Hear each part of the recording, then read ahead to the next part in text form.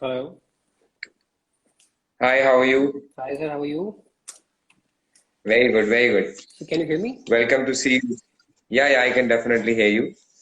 It's a pleasure to have you today with us. So I'll just introduce Samridh to our viewers. Samridh and I have known for about some time now, about more than a year, and he's a young architect based out of Ludhiana and also works through Chandigarh. And his firm's name is Minimalist Studio. And it's really encouraging to see young architects like him to promote contemporary architecture these days. And I have had the opportunity to work with Samrit, and I would definitely like to appreciate the kind of, I would say, extraordinary contemporary work that he's introducing to the Indian market. So I think, Samrit, today, the topic of the day is promoting daylight through fenestration systems. Right. Anything that you would like to say about your firm, the kind of work that you like, as well as, about the topic of the day, and then I can start with the questions. Firstly, thank you so much for the kind words you had for us, and it's a pleasure joining you on Instagram. Uh, Topic of the day is daylight, right? Correct. So I would say we brag about the advancements in the field of construction and technology, but the advancement in the field of construction and technology has only given us these concrete and steel structures. It's the advancement in the field of fenestrations, I would say, that has given us light. So these fenestrations, they act as a catalyst in transforming this daylight into a design tool. And for people like us who like to use daylight in their buildings and their designs, it's the best gift that is possible. Okay, great. So I think probably you kind of touched upon our answer to the first question itself. So let me just That's put the. it more formally. Hmm. Sorry. So So let that me was the put first it more question. formally that I mean, you've touched a few points of the answer, which is fine. I mean, it is more about describing the topic of the day. So, all I was trying to tell our viewers is that basically Hmm. the kind of information that an architect always possesses interlaps between the questions that we are asking. So, whatever he's saying will definitely kind of answer a few questions here and there. But let me be very specific and we'll talk specific about the daylight aspect. So, what are the benefits of adding daylight to your designs? I mean, that's what I want to know. Benefits of adding daylight. See, all these master Correct. architects, they have become masters because they know how to tap daylight, how to use daylight. You name any one of these master architects, Ando, Campo Beza, or even if you go back, the Corbusier or FL Wright, these guys know the exact amount of light they need inside their buildings, the exact amount of concrete that they need to chop off. So if we can master this art of using daylight into our buildings, I think the results would be beyond human capacities, I would say. Correct. So I would like to add to that. I mean, obviously, I understand it also helps to kind of bring the outside in and the inside out. Example, what Yeah, we yeah, used to yeah. have earlier is, four walls in which basically a habitant would be staying. And now what the fenestration systems have done for the day, in fact, the large spans that we can get from fenestration systems is basically you can convert one wall of the house into glass, and every day you can have, enjoy the season outside, and that becomes the color of your fourth wall. So that Yes. is something that So I basically, probably feel that, yeah, we're yeah, basically we're yeah, sitting in please. our conditioned environments, and we can still enjoy the outdoors. So there's a seamless blend between the indoors and the outdoors, and this happens because of these transparent mediums that you guys provide. So we get to sit in our conditioned environment and still enjoy. So those non-conditioned outdoors, we still have this visual connect with that, just because of these fenestration systems that we are using these days. And the kind of architecture we're using, it would not have been possible to create such kind of glass houses, merging the outdoors and indoors without this advancement. Correct. So, I mean, the key takeaway from this particular question is that basically we make the customer more closer, or let's say make the habitant of the house more closer to nature. And, the Yes. medium may be any. The idea being that you are not living in a very, very conditioned environment, and over a period of time, you get to enjoy nature as much as you would do outside, as much you can do living in the house inside, right? See, So let's as move on. humans, to the next question. No, it's fine if you want to kind of add on something. Now, as humans, we try to create all these sheltered environments, sheltered houses for ourselves, but deep down, our heart longs for the outdoors and we feel at home in the Correct, outdoors. So, this merger correct. is very important. So, if you can merge the outdoors and indoors, that's something extraordinary, I would say.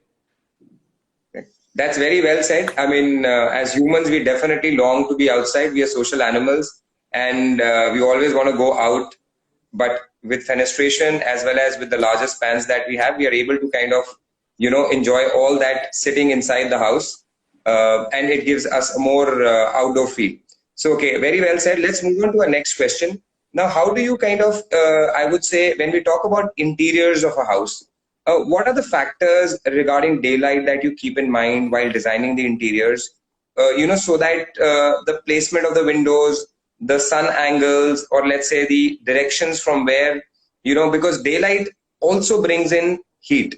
So I feel that's always a challenge for architects to balance both things. Why? Because architecture is not only aesthetics, but it's a balance between aesthetics and functionality.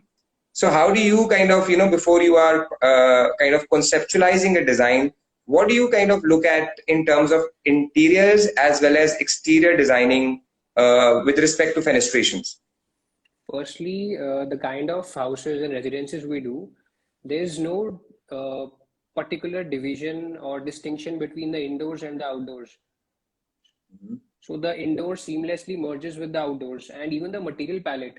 What we use in the outdoors, we try to bring in the same materials in the indoors.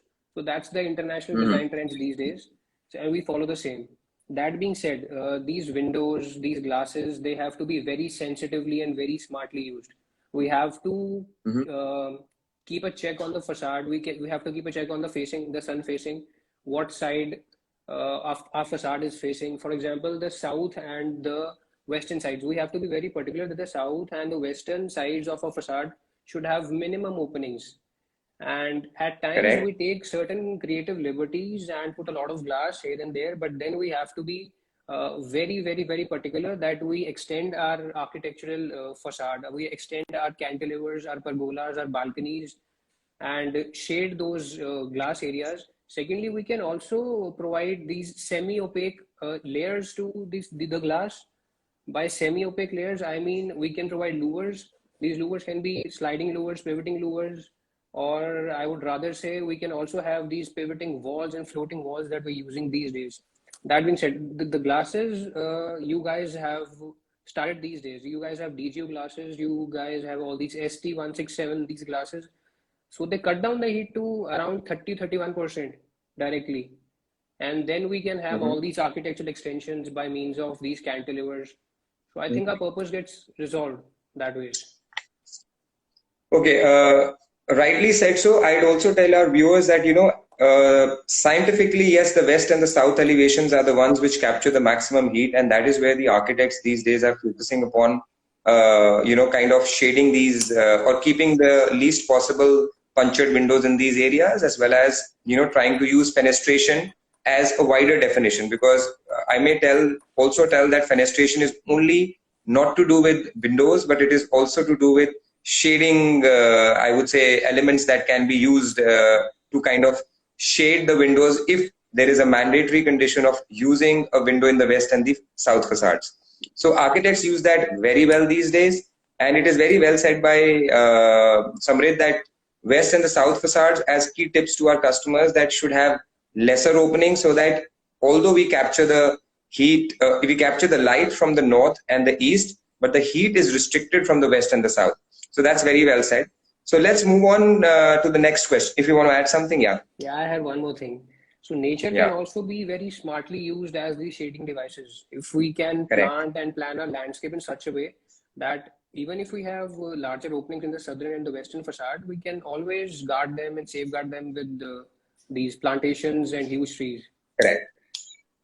Correct. And also, I would like to add that, I mean, in one of our sessions, a very good learning for me was that when I talked about ventilation, and the architect told me that, ventilation would not work if outside area has not been treated well. I mean, as in the fenestration has not been considered as a complete concept. We may have windows, but outside we may have concrete, and it may be a west and a south facing facade, and the concrete outside becomes heated. So no point of ventilation. Why? Because the island effect probably. So that will generate heat and it will let heat come in from those windows. So all these aspects also are taken care of by architects these days. And even as per Vastu, I mean, normally people feel that Vastu obstructs, but frankly speaking, that when I talk about Vastu, there are some scientific things that probably Vastu has taken forward, although it has been kind of, depicted in a very wrong way, but there are few things, and I think everything has something good and bad, and we should learn something good from whatsoever comes our way. Even as per Vastu, west and south facades are not allowed.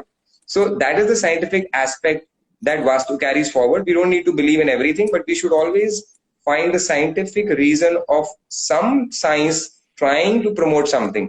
So even for since something, yeah, there are certainly some principles of Vastu that coincide with our architectural principles. And I would say correct. these architectural principles were the basis of the Vastu when it started long back. Mm-hmm. And it's very recently that Vastu has merged with all these superstitions. Otherwise, it was a good thing for the architects. Mm-hmm. Okay. All right. So let's move on to our next question, which is more about energy efficiency. Obviously, daylight is being very well and thoughtfully designed by architects.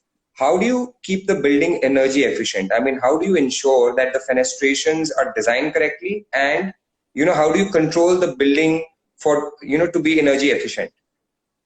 So to be energy efficient, I would say we should not only depend on the daylight, we should also complement it with some supplementary light. See, if the north and the east facade, from the north and the east facades, we can always source light, and that brings in positivity and cross and everything. But the southern and the western facades, we have to be very particular. So for that, we need to use all these low E glasses, or maybe these ST167 glasses. And at the same time, we should be very sure what kind of light we need inside the particular space, what is the activity that is going to happen in that particular space. So on that basis, we very wisely take this call to opt for what kind of glass.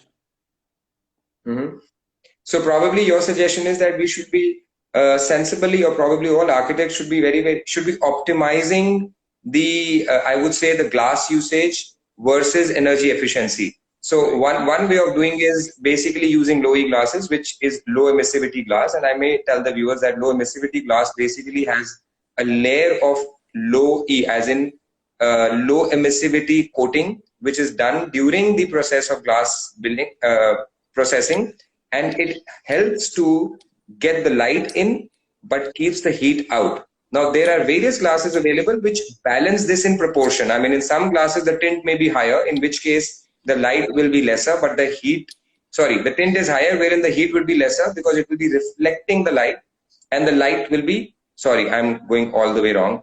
Light is lesser and heat is more, right? In some cases the tint is lesser, wherein the light is more and the heat is less. So I think architects these days and glass companies have become very progressive in promoting these things. And for a layman, for a customer, he should definitely be opting for some performance glasses, because these days, as I said, that glasses have become a part of the house. We now don't have any 4 walls. We have 3 walls and 1 glass, and it goes for all fenestration industries at the end of the day. So we should rely on the architect's expertise of how to use glass versus heat and energy efficiency methodologies. So I'll move on to now my next question, which is to do with, although windows are a very significant part of any construction and have an influence on the interiors and exteriors of a building, how do you choose the right type of the fenestration? And I'm talking about materials and even the design. So how do you go about it? And if there is anything which you prefer for some specific applications, I mean, some material or some kind of fenestration that you prefer for specific applications? So as I mentioned, the kind of buildings that we're making these days, we are putting in a lot of concrete and a lot of steel. So these buildings are going to last for another 100 years or so. So the primary concern is longevity. We should use the materials that are going to last for the longest time. So these days, aluminium is our favorite material. we opt for these aluminum sections. But then in aluminum also, there are a lot of fixtures. We have these slimline sections, we have these lift and slide sections. So it becomes very subjective. It varies from client to client what kind of system we should opt for at this particular site. So it primarily depends on the client's lifestyle. It depends on the usage of the space, how frequently the guy or the inhabitant is going to slide that thing open, and what are the heights we're using for that particular space. That being said, for the residential, for the houses, there is always this ratio that we use.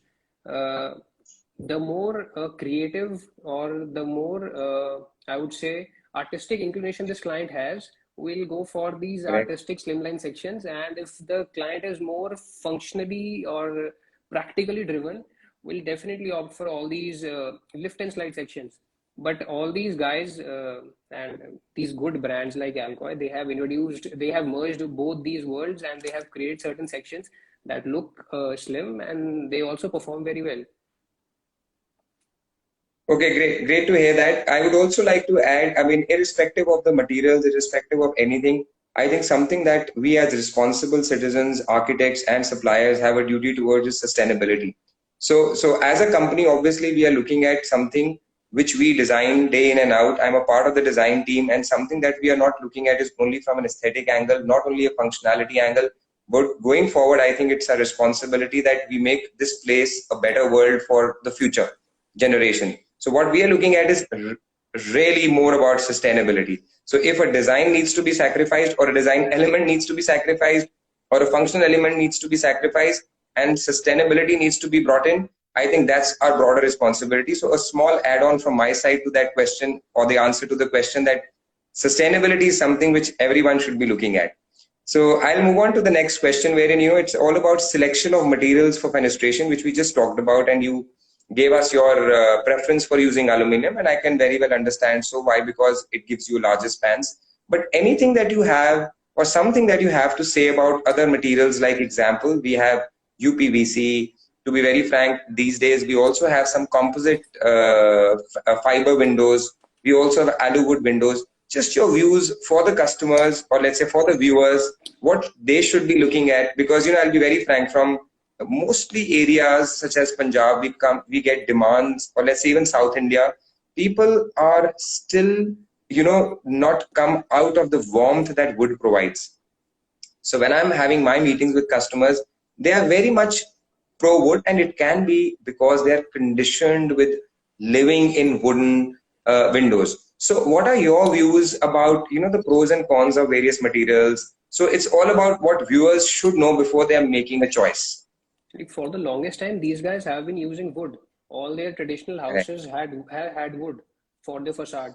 But keeping in mind the longevity of the building and the window systems, I don't think the wood is a very practical solution.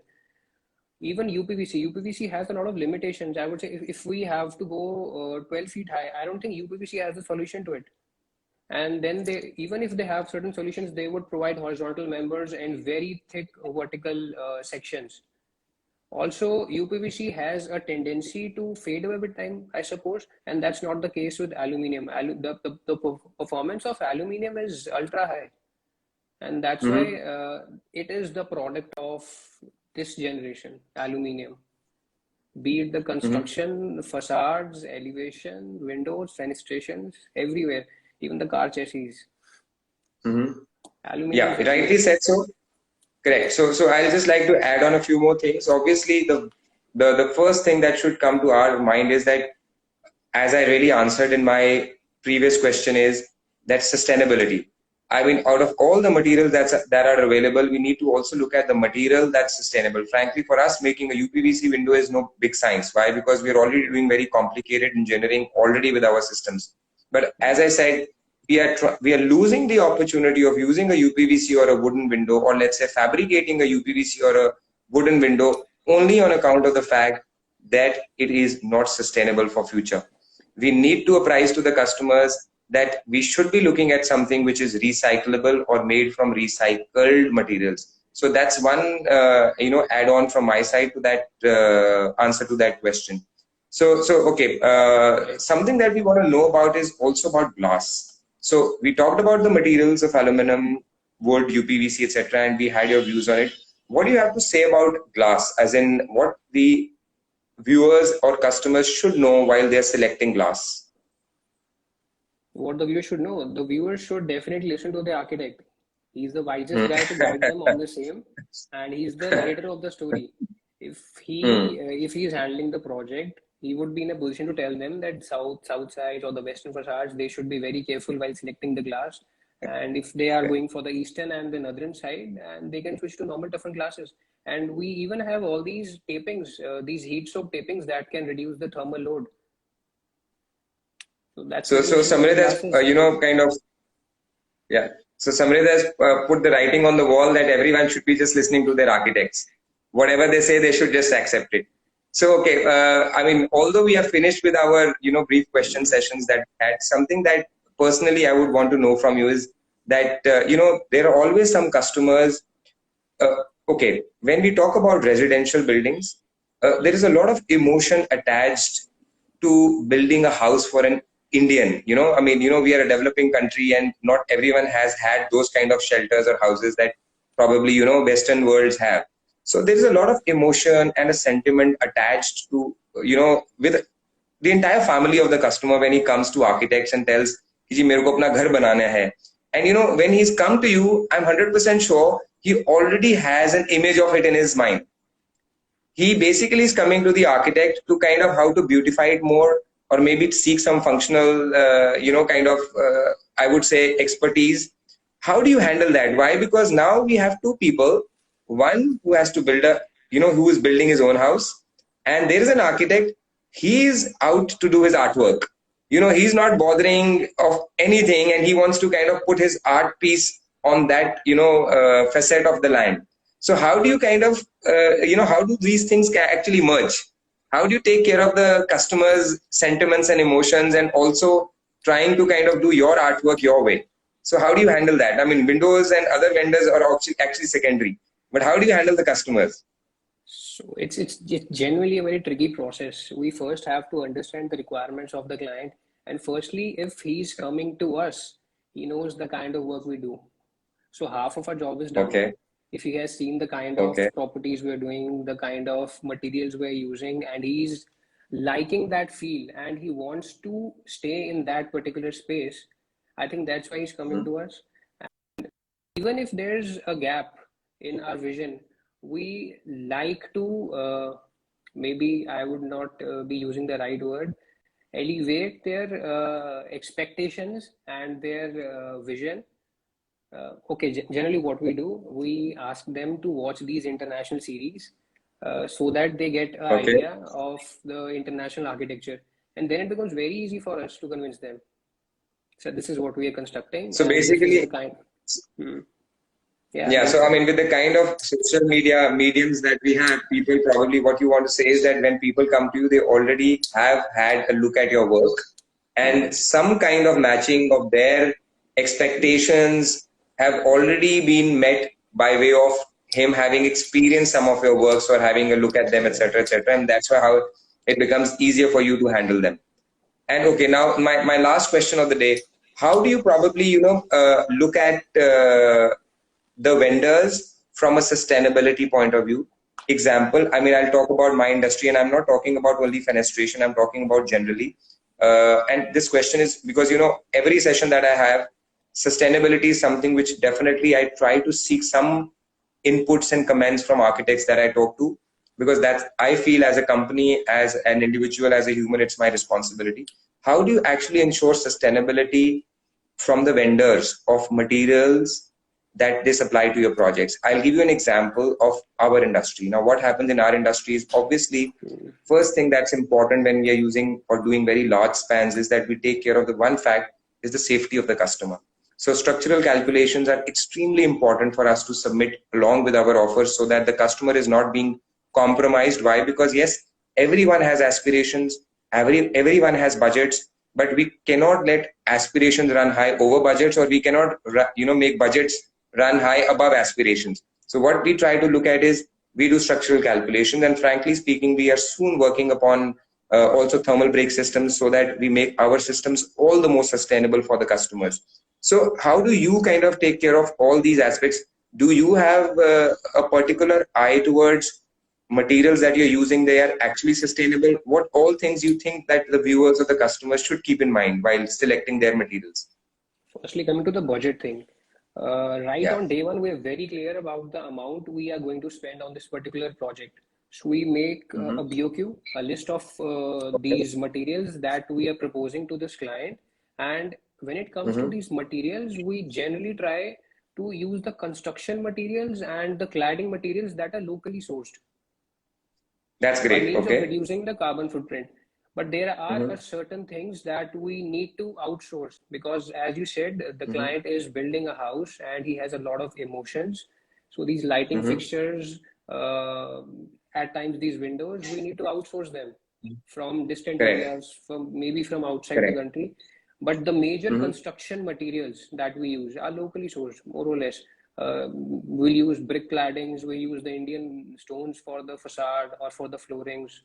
So that way, I think we're Mm-hmm. contributing a little bit. And also, in terms of using skylights, daylights, we bring in a lot of light, but we calculate very precisely which direction the building is facing.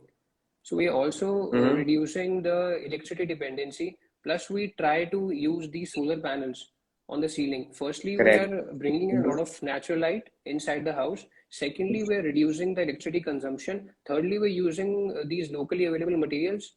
So for now, this is the bit we are doing.